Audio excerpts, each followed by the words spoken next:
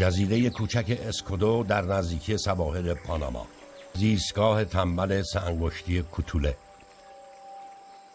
این یک نره و زندگی در اینجا کاملا با مزاجش سازگاره. درختان مانگرو هر چقدر برگ بخواهند در اختیارشان قرار میدهند و هیچ حیوان گوشخواری نیست که موجب نگرانیش بشه.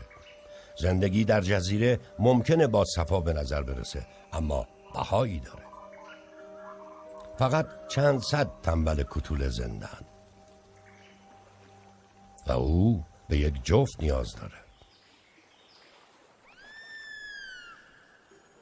این ندایی اغوا کننده است از طرف یه ماده و این حرکت برای تنبل‌ها واکنشی سریع است.